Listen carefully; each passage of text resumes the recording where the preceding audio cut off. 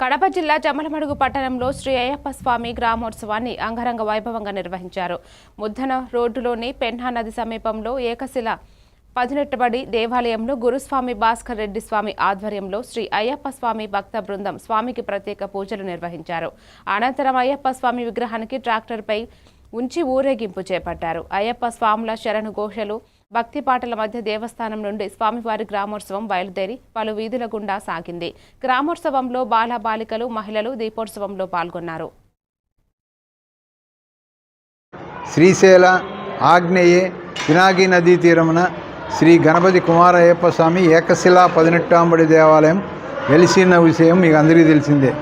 ఈరోజు ఉదయము గ్రామోత్సవంలో భాగంగా గ్రామంలో ఉండేటువంటి అన్ని దేవాలయాల్లో ఉండేటువంటి దేవతలకు శాంతి చేకూరాలనే ఉద్దేశంతో అన్ని దేవాలయాల్లో ఆకుపూజ కార్యక్రమం ఏర్పాటు చేయడం జరిగింది. ఇక్కడి నుంచి బయలుదేరి పురవీధుల గుండా, అంటే పూర్వం రథం ఏ విధంగా తిరుగుతుందో ఆ విధమైనటువంటి ఏర్పాటు జరుగుతుంది. అది 6వ తేదీ. తర్వాత 7వ తేదీ ఉదయం 10 గంటలకు మళ్ళీ అదేవిధంగా పడి పూజ అయిన తర్వాత మధ్యాహ్నం 11:30, 12 గంటలకు